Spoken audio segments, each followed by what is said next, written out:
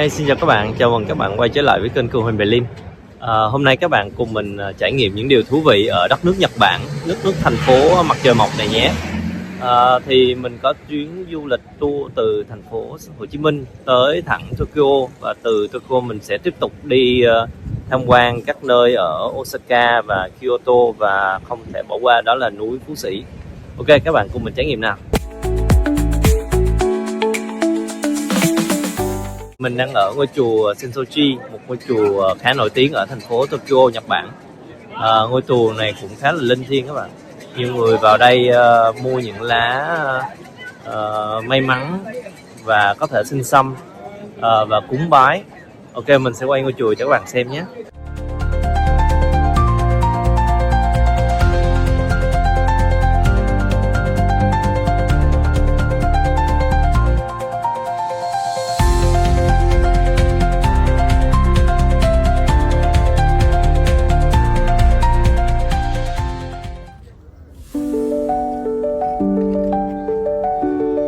Mình đang đứng ở gần cái hồ Iochi, một cái hồ cũng không là nổi tiếng mấy ở Nhật, nhưng mà từ đây thì mọi người có thể nhìn thẳng vào view của một ngọn núi rất là nổi tiếng ở Nhật. Thì các bạn cũng biết rồi, đó là núi Phú Sĩ. Ngọn núi có chiều cao tầm hơn 3.700 m. Tuy không phải là ngọn núi lớn nhất thế giới, nhưng mà nó được ví là ngọn núi đẹp nhất thế giới. Sau hàng nhiều lần phun trào núi lửa thì quanh đây sẽ có 5 hồ chính. Xung quanh hồ thì trên ngọn núi sẽ không có cái đỉnh núi các bạn. Sau khi nhiều lần phun thì rất là đẹp.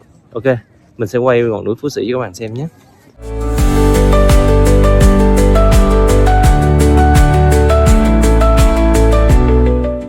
Sau khi đi xe tầm 30 phút từ chân núi đi lên trạm thứ 5 của núi Phú Sĩ, đây là trạm cao nhất có thể đi tham quan và chụp ảnh. Ở đây thì có 5 trạm, tuy nhiên chỉ có trạm 1, 4 và 5 là được phép chụp ảnh tham quan thôi. Núi Phú Sĩ thì có độ cao trên 3.770 m so với mặt nước biển, và trạm thứ 5 này là có độ cao 2.305 m. Theo mình biết thì đợt phong trào phun núi lửa cuối cùng của núi Phú Sĩ là vào năm 1707. Hiện tại thì không phun nữa các bạn. Thì núi Phú Sĩ rất là đẹp nên được UNESCO công nhận vào năm 2013.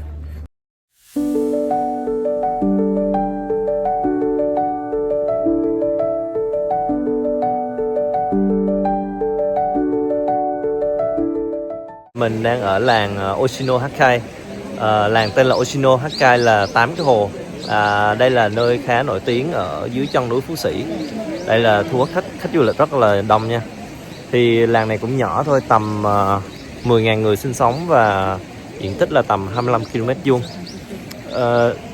Làng thì nổi tiếng là có một nguồn nước sạch chảy trực tiếp từ núi Phú Sĩ xuống. Tí nữa mình sẽ thử uống nước cho các bạn xem. Và những món ăn truyền thống cũng được bán rất là nhiều ở đây.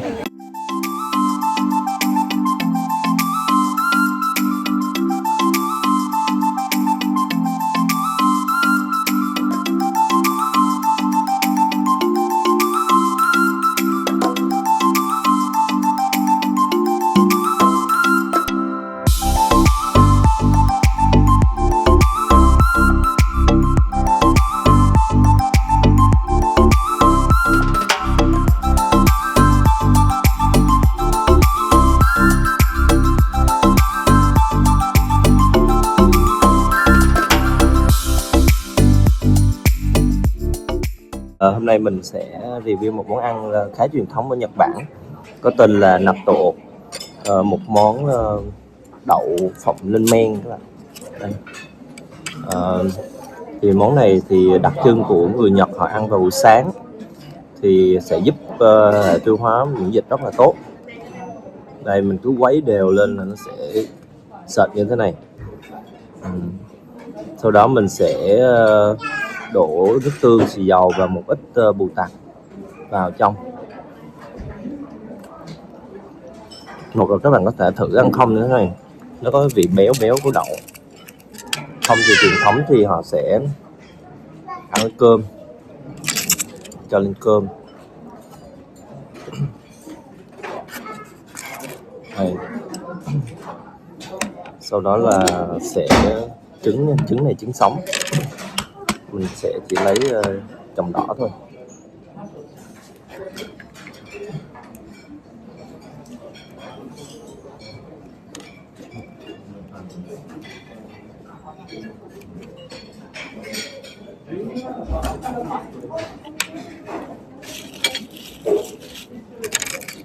Ok, bây giờ mình khuấy lên.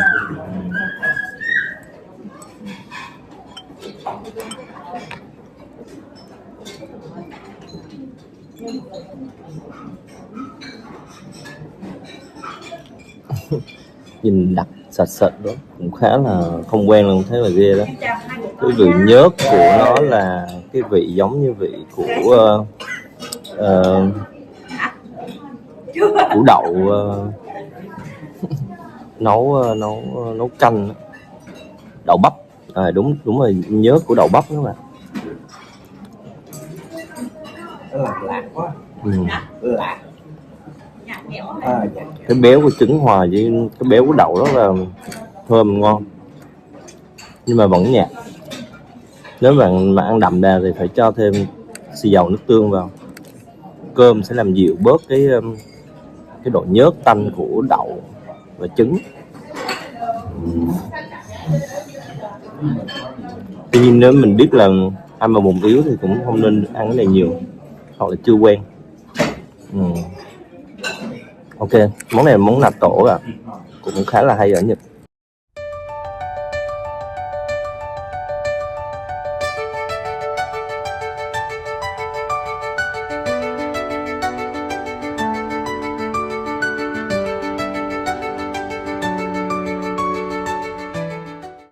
Mình đang ở chùa Sushimi Inari, một ngôi chùa cũng rất là nổi tiếng ở đây. Nổi tiếng không chỉ về các cột thành torii đỏ các bạn, và cái thứ hai nữa là nổi tiếng về chùa rất là linh thiêng, về cầu về sự thành công về công việc, nên mọi người, các công ty ở Nhật, các công ty lớn ở đây họ đến đây họ cầu rất là nhiều. Các bạn có thể thấy ở những cái cột thành đỏ thì sẽ có tên của các công ty đó, họ viếng thăm chùa và họ tặng. Ok, cùng mình trải nghiệm với chùa nhé.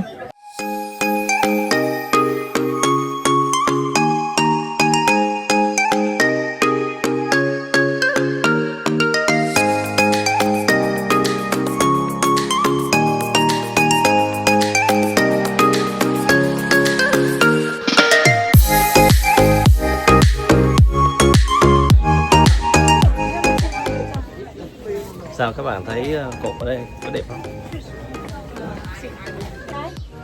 Các bạn thấy không? Phía sau mình các cột là ghi tên của các công ty, các doanh nhân họ tặng chùa ở đây. Thì cái cột là tầm cỡ hơn cả ngàn cái cột torii ở đây các bạn.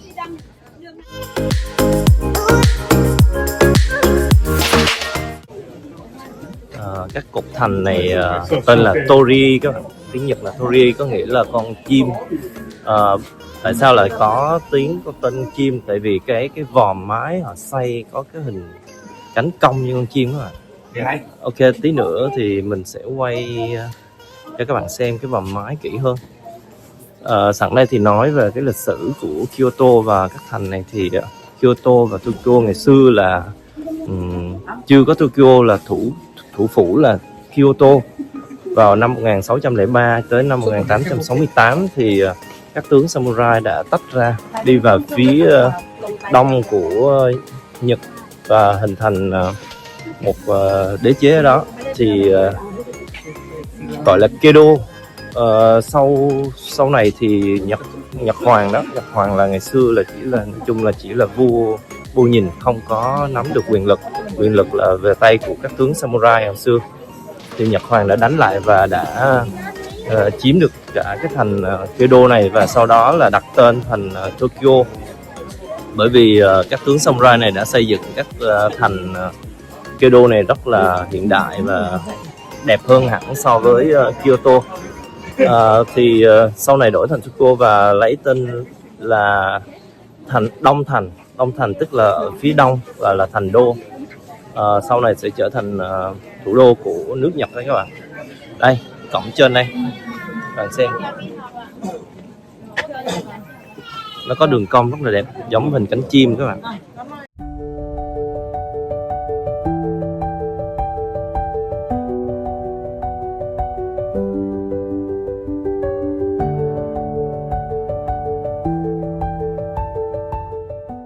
Phía sau mình là chùa Kiyomizu, ngôi chùa khá là nổi tiếng, được xây dựng bằng gỗ và được UNESCO công nhận là di sản văn hóa thế giới. Thì xung quanh chùa có rất nhiều cây. Thì mùa thu, đặc biệt là mùa thu và mùa xuân thì có hoa anh đào, mùa thu thì cây lá đỏ rất là đẹp.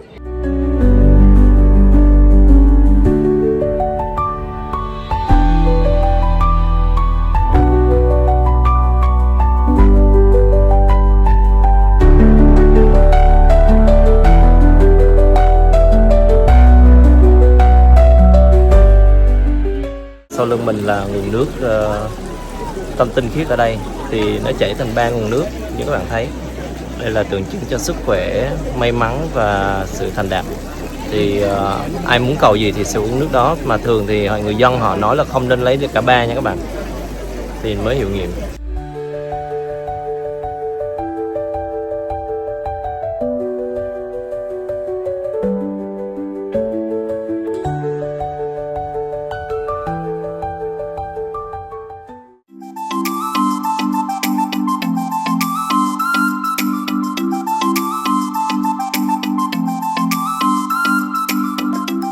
Một điểm khá thú vị ở Nhật, Osaka nữa, đây mình chỉ các bạn, mình được lên sóng truyền hình liền. Đấy, các bạn thấy không, sóng truyền hình bên kia.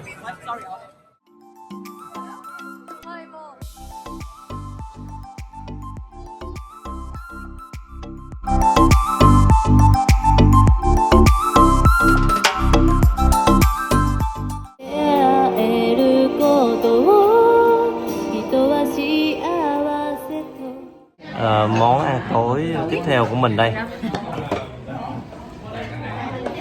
Ở đây có một đặc sản, đó là tảo Mosuku, một mùa tảo sống ở vùng nước biển gần đảo Okinawa, một vùng nước biển ấm và sạch.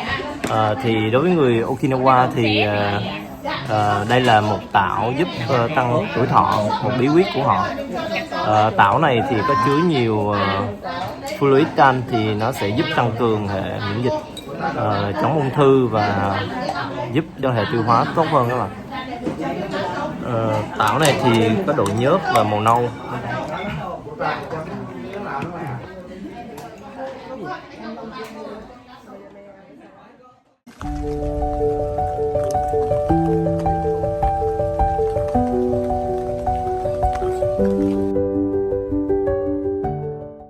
Hôm nay là ngày cuối Nhật Bản. Hiện tại mình đang ở chùa Katsuoji, một ngôi chùa nằm ở phía bắc Osaka và được xây dựng khánh thành vào năm 727. Ngôi chùa có tên Katsuo có nghĩa là chiến thắng, và Ji là chùa các bạn, lấy từ tiếng của Trung Quốc. Ngôi chùa nổi tiếng là ngày xưa các đã gọi chùa chiến thắng, mà ngày xưa các tướng quân thường đến đây để cầu sự chiến thắng trong các trận đánh. Và chùa nổi tiếng có các tượng búp bê Daruma. Những tượng này là họ bán là không có mắt, thì mình sẽ mua về, mình cầu nguyện, mình vẽ vào một con mắt. Nếu mà khi mà mình đã ước nguyện đã thành đạt rồi á, thì mình sẽ vẽ con mắt còn lại và đem lại tới chùa để họ giữ ở đây các bạn. Rất là hay.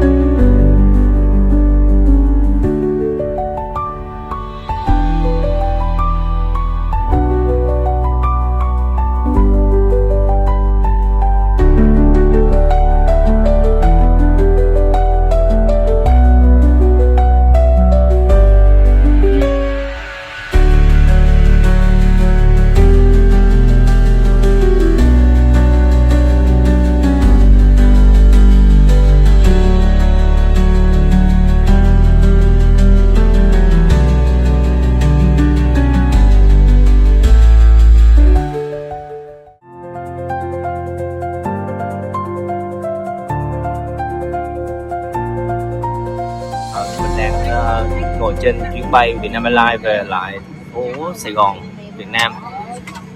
Thì trong chuyến đi Nhật này cũng khá là nhiều điều thú vị và ấn tượng các bạn. Thứ nhất là về con người của Nhật Bản thì khá là nghiêm khắc, một là một, hai là hai. Cái thứ hai nữa là về khách sạn ở đây thì khá là nhỏ. Các bạn nếu mà ở quen khách sạn lớn thì sẽ rất là bất ngờ. Đặc biệt là cái toilet tắm rất là nhỏ nhưng mà nó sâu và khá là thuận tiện để các bạn vào ngồi trong và tắm. Nó cỡ tầm 1,5 m x 2 m thôi, không có nhiều. Về cái khí hậu ở đây thì rất là trong sạch. Đường xá thì mình thấy rất là giống của châu Âu, đặc biệt là của Pháp và Đức. Mình nghĩ có thể ngày xưa là người Nhật Bản đã qua Pháp, Đức hoặc châu Âu để học tập, và hoặc là người ở bên châu Âu qua đây để mà xây dựng, trao đổi kiến thức. Thì cái đời sống của họ và thậm chí về đường xá, xe hơi rất là giống ở bên Đức. Tuy nhiên thì bên này sẽ đi về phía tay trái giống bên Anh. Ok, nói chung thì cái tour này cũng khá là thú vị. Mình đã đi 5 ngày, thật ra là 4 ngày 4 đêm ở Nhật để trải nghiệm những di tích văn hóa thắng cảnh, thức ăn, đồ ăn, cuộc sống của người Nhật ở đây. Tuy nhiên là cũng không có trải nghiệm sâu, mình chỉ mỗi nơi mình chỉ dừng được tầm nửa tiếng đến 45 phút để mà quay video cho các bạn xem thôi. Nếu mà các bạn hỏi có thể đi lại hoặc bỏ tiền lại để đi Nhật hay không thì câu trả lời sẽ là khó nhé.